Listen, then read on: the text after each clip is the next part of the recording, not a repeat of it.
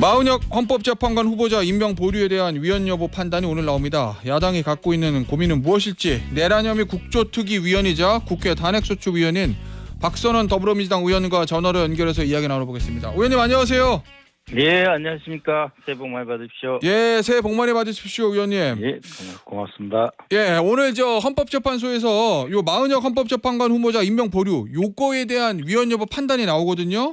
예. 어떤 결과가 나올 거로 의원님은 전망하고 계십니까? 저기 헌법재판관님들이 워낙 전문적이고 심사숙고해서 내리는 결정이기 때문에 예. 정치권에서 이렇게 저렇게 말씀드리기는 참 송구스럽고 예. 조심스럽습니다만은 그래도 인용이 될 것이다라고 하는 쪽이 조금 더 가능성이 높다고 생각을 하고 있습니다. 자, 의원님. 예. 인용이 되면은 이제 만약에 인용이 예. 되면 예. 최상목 권한대행이 임명을 하느냐 마느냐 요건데 지금 언론 예. 보도 나오는 거 보면 최상목 대행은 임명 안 할 것 같거든요. 예. 위원이라고 확인이 되더라도. 재판소에서 인용 결정이 나면은 당연히 최상목 권한대행은 헌법재판소 법에 따라서 예. 마은혁 재판관을 임명해야 할 의무가 발생을 합니다. 그래요. 그런데 해야 할 행위를 하지 않는 것, 그것을 이제 부작위에 의한 위법 행위라고 하지 않습니까? 예. 그것은 국회 권한, 국민의 기본권뿐만이 아니고 스스로 헌법을 위반하는 행위가 돼서 이 또한 제3의 내란으로 볼 수밖에 없다.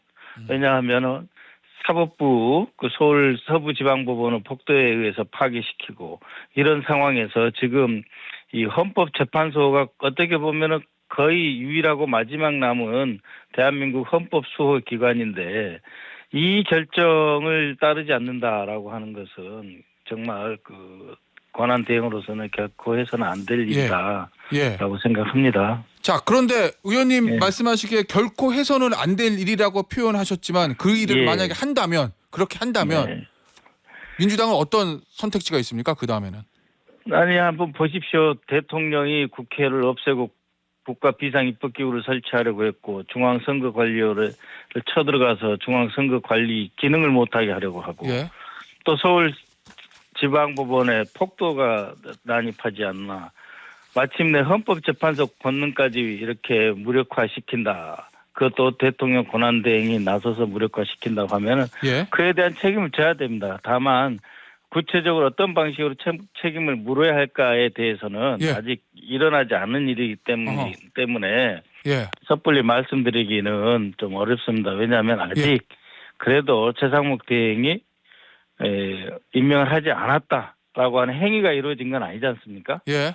혹시나 하다가 역시나 하고 실망할 수 있겠지만 그래도 좀 조심스럽게 신중하게 예. 최상목 대행이 좋은 결정을 내려주기를 기대하겠습니다. 결국 만약에 의원님의 네. 기대와 어긋나는 결과가 나오면 최상목 대행에 대한 탄핵. 왜냐하면 지난번에 한덕수 총리도 비슷한 사유로 탄핵을 민주당이 시켰기 때문에 이번에도 또 탄핵 가는 거 아니냐라는 게 결국 주요 쟁점 아니겠습니까? 의원님 개인적으로는 예. 탄핵하는 게 맞다고 보십니까? 아니면 지금 그건 너무 지나치다라고 보십니까?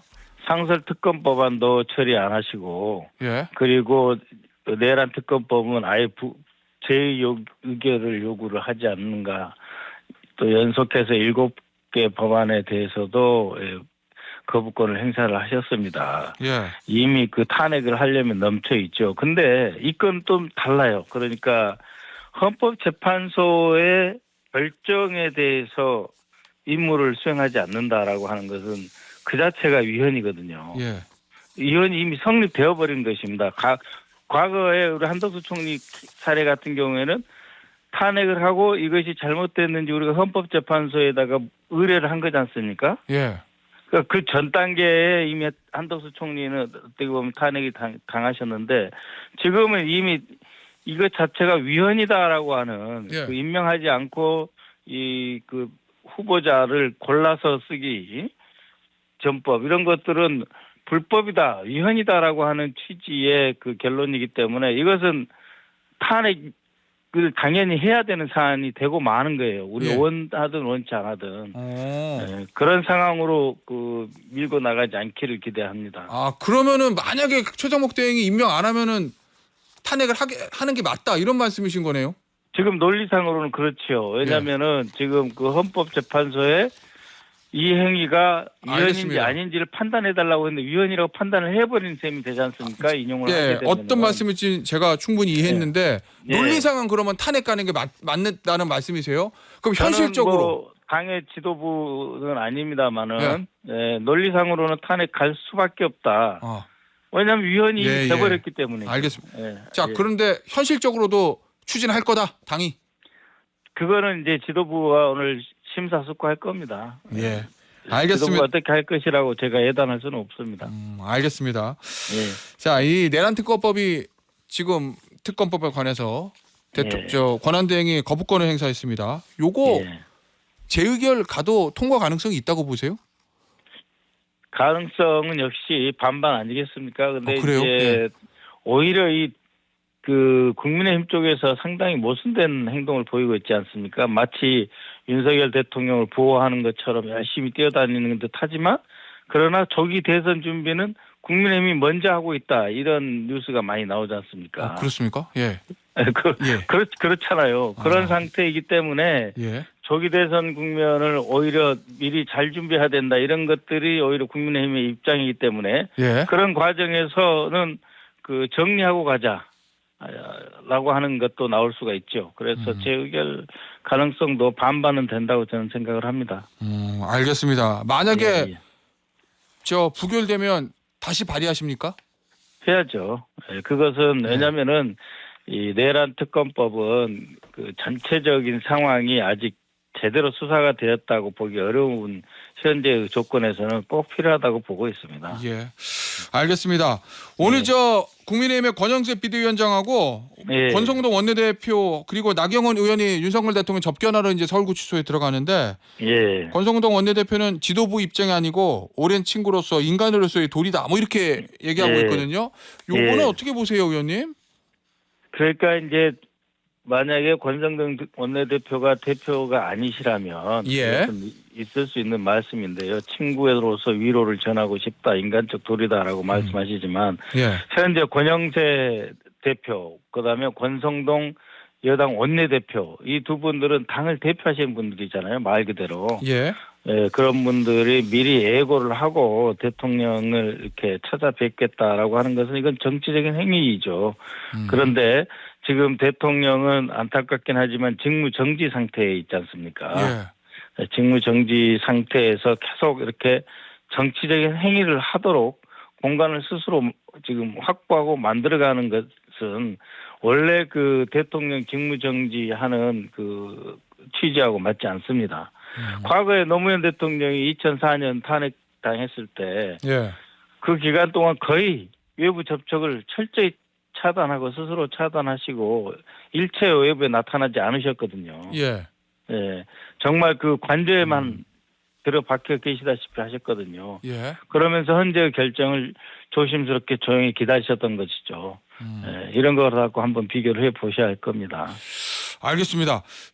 의원님 지금 내란 혐의 국조특위위원으로 활동하고 계시잖아요. 네, 그렇습니다. 저희가 이번 주 일정을 보니까 5일 날 예, 서울구치소에서 윤석열 대통령하고 김용현 전 장관 대상으로 해서 청문회를 추진한다고 그런 예. 보도가 있던데 그러면 예. 위원들이 서울구치소로 방문해서 그 두 사람에 대한 어떤 청문회 요거를 예. 한다는 말씀이신 거죠?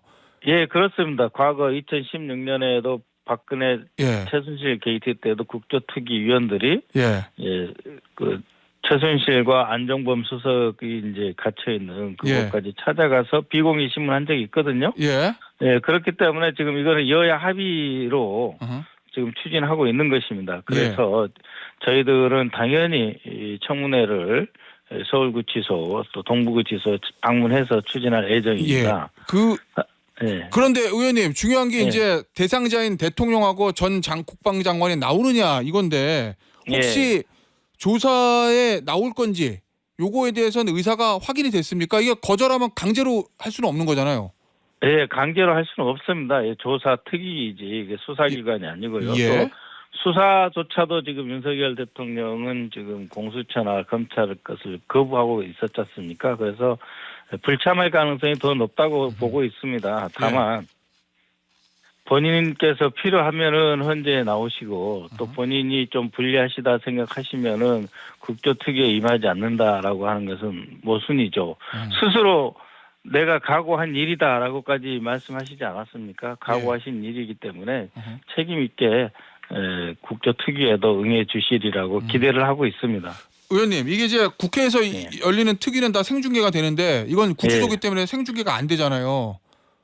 예, 비공개로 될 것입니다. 그러면 이제 만약에 두 사람이 출석하면 거기서 있었던 문답들을 나중에 이제 언론에 풀하는 형태, 이런 형태로 저희가 알게 되는 겁니까? 그 내용들을? 그럴 겁니다. 이제 간사들 여야 예. 간사가 이렇게 예. 이제 설명을 할 텐데 문제는 지금 국민의힘이 예.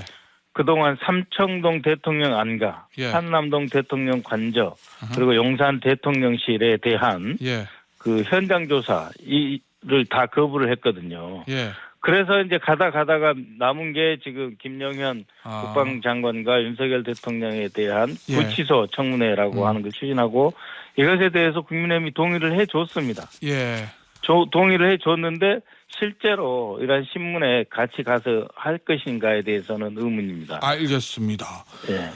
그 윤석열 대통령이 이 비상계엄의 중요 명분으로 들고 있는 게 선관위 예. 전체 시스템 확인 요거거든요. 예. 이 국정원에서는 2023년 7월부터 9일까지 선관위에 대한 보안 점검을 했다 이렇게 밝혔는데 요거 관련해서 혹시 알고 계신 게 있나요, 의원님? 그 국가정보원은 말이죠. 국가정보원법에 따라서 예. 중앙행정기관만 보안 점검할 수 있는 권한이 있습니다. 예. 헌법기관은 없습니다. 그런데 6월 7월 아주 집요하게 헌법기관인 중앙선거관리위원회를 정말 귀찮게 해가지고 7월 17일부터 9월 22일인가 한 달 이상 두 달 하고도 일주일을 그 점검을 했거든요. 예. 점검을 해서 원래는 그 강서구청장 보궐선거 직전인 10월 6일 발표를 하려고 했어요. 예. 근데 이때 발표를 못했습니다. 이때 발표 자료를 본 윤석열 대통령이 경로했다고 그래요. 아니 이런 거 하자고 지금 두 달 동안이나 조사를 했느냐.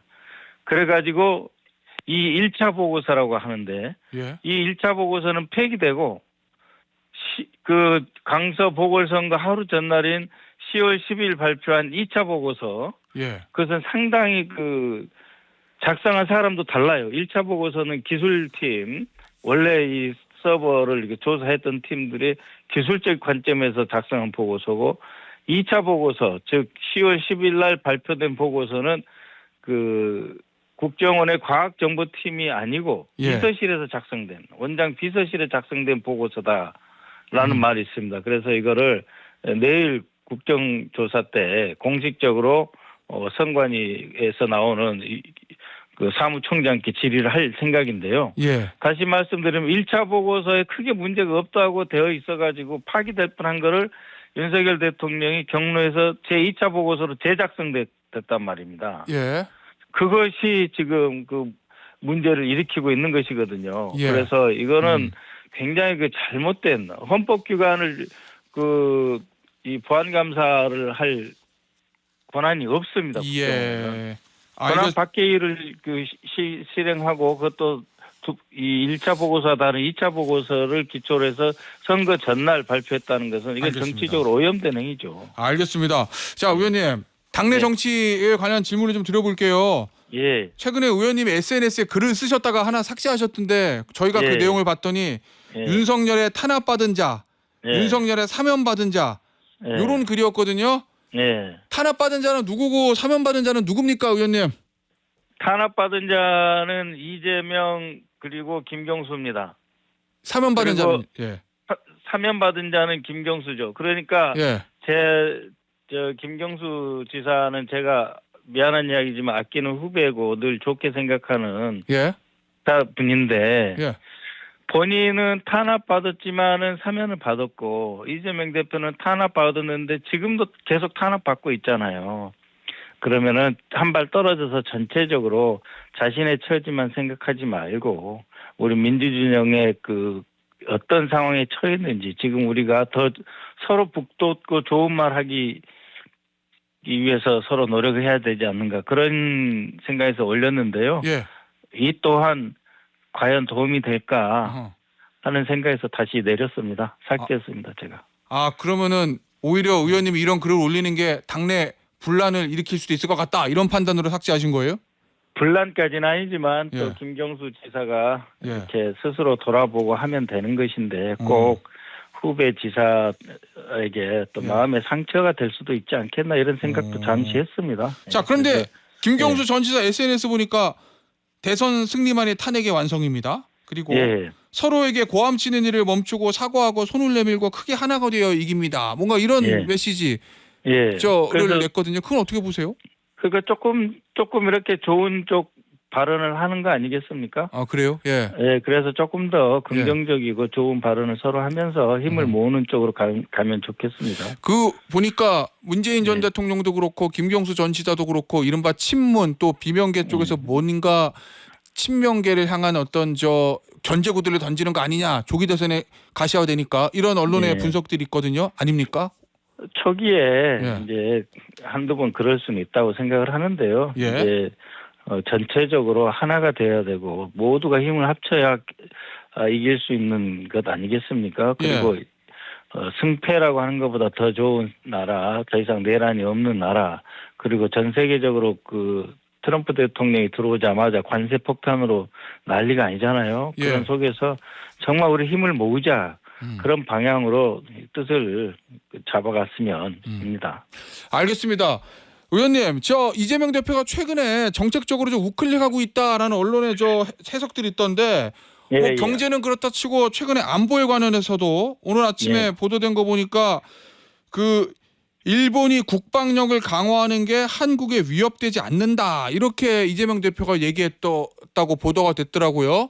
예. 기존의 일본에 대한 이재명 대표 입장과는 좀 많이 결이 다른 것 같은데 요건 어떻게 보십니까?